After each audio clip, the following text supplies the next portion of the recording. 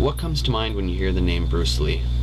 Martial artist, perfect physical condition, a master of kung fu.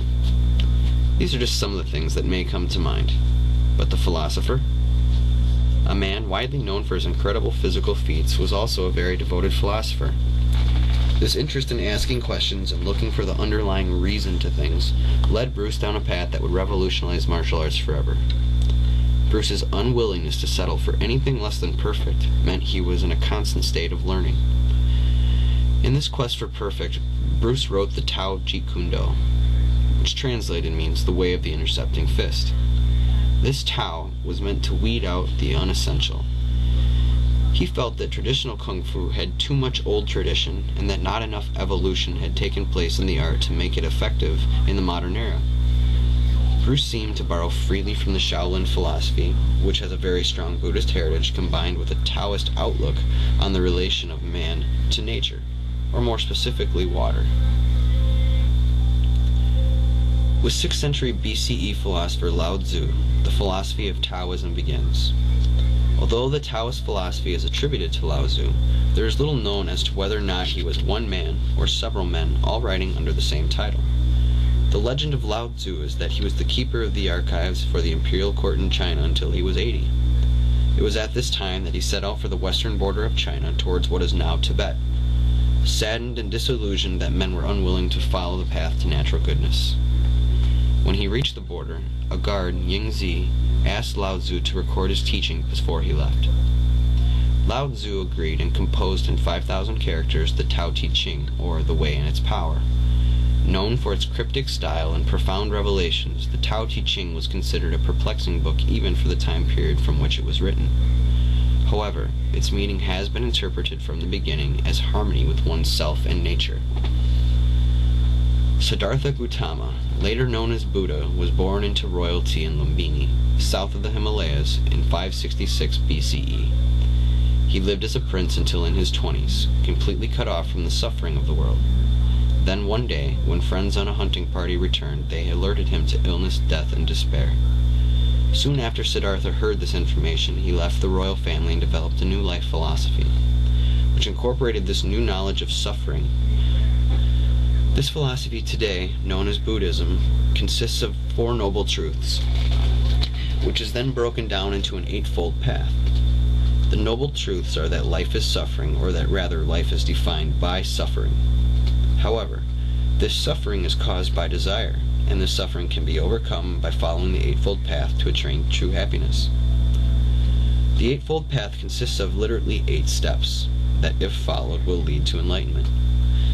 They are right view, right thought, right speech, right action, right livelihood, right effort, right mindfulness, and right concentration. The right view is to understand the 4 noble truths, to see that desire is what brings suffering, and that letting go of desire can bring you peace. Right thought is to remove 15 very specific defilements: greed, ill will, hostility, degradation, dominance, envy, jealousy, hypocrisy, fraud, obstinacy, presumption, conceit, arrogance, vanity, and negligence, by 6 different methods. These methods of removal were restraining, using, tolerating, avoiding, destroying, and developing. The 3rd fold, right speech, is in reference to speaking only words of honesty, kindness, nurturing, and worthiness. Then comes right action, meaning to do no harm, to respect life, earn all you have, and control your desire. Right livelihood can only be described by the individual as it asks the question: does one's way of life support or hinder the way of peace? Right effort refers to the discipline and diligence in following the 8-fold path, which ties directly into the next fold in the path, right mindfulness. Right mindfulness is in reference to one's awareness of the body, feelings, mind, and mental qualities. The 8th and final fold in the path is right concentration. Right concentration is about one's focus on the 8-fold path. In 440 AD, an Indian Buddhist priest named Bodhidharma was born. It was not until 475 AD that Bodhidharma, or Ta Mao in Chinese, traveled to China to see the emperor.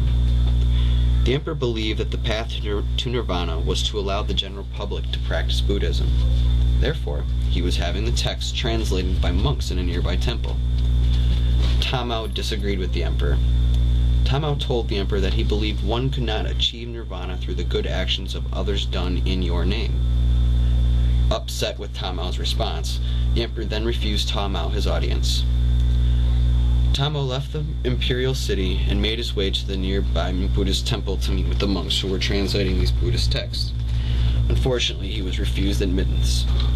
Rejected by the monks, Powell was said to have went to a nearby cave and then meditated until the monks recognized his religious prowess and admitted him. The legend has it that Powell bored holes in one side of the cave with his constant gaze, an accomplishment that won him his recognition, but the proof is unfortunately lost to history. Once admitted to the temple, Powell observed the monks and discovered that they were not in good physical condition. He was noticing that they would often fall asleep during prayer or meditation. This is what led him to the conclusion that the monks lacked the physical and mental stamina needed to perform even the most basic of Buddhist meditation practices. Powell taught the monks exercises. These exercises were called the Yin Jin Qing, or the change of tendons, and the Hisui Qing, or the marrow washing. These exercises were incorporated with a Taoist outlook by using a naturalistic approach and creating a system based on 5 animals. These 5 animals are the dragon, tiger, leopard, snake, and crane, each called a Chan. A Chan defined as a style. For example, Dragon Chan, or Dragon Style, is to train one's attention and spirit. Dragon Chan is for strengthening bones and places an emphasis on jumping. The Leopard Chan was designed to work the application of force, while Snake was to practice inner breathing, stretching, and sensitivity. Crane is for training concentration, stability, accuracy, and determination. The Shaolin definition of spirit is rooted in the body itself. The spirit is not separate from any other aspect of living, but rather the Shaolin practitioner believes that it fits together in a cohesive approach. An organization of the dualities of the mental and physical are essential to the true Shaolin.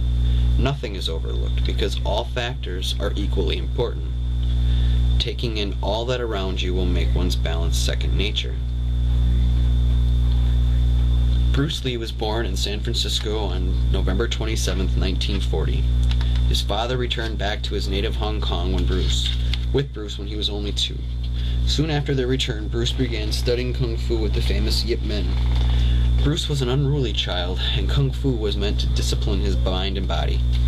At 19, Bruce left Hong Kong to study for a degree in philosophy at the University of Washington in America.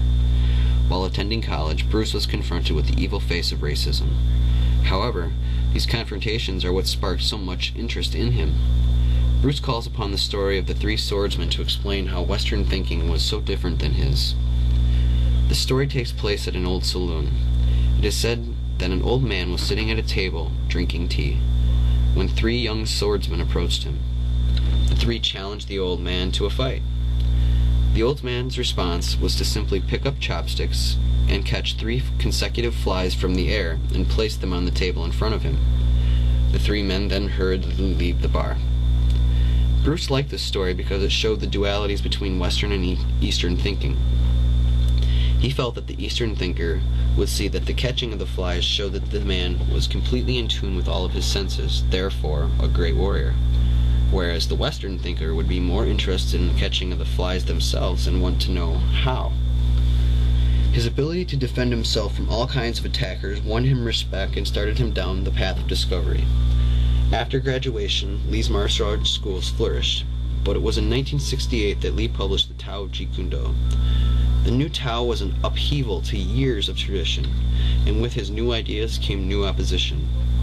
Bruce's elimination of the inessentials of Kung Fu was received like a ton of bricks to the martial arts world. Bruce blatantly spoke of the wasted movement in the art and how the philosophy behind the art was outdated. Bruce felt that making a change in Kung Fu was inevitable. Bruce set aside the 5 animal system and converted it to 5 ranges. Dragon thus becomes weapons range, tiger then kicking. Leopard is boxing range, and snake is trapping. The crane then becomes the clinch in the ground. Bruce felt that having 5 animals confused the reality of practical use. In other words, this was not 528 AD anymore. The practice of self-unity was not absent from this art. Bruce just felt that this unity could not be found through traditional forms of kung fu. Rather, he felt that it's not only important to find unity between mind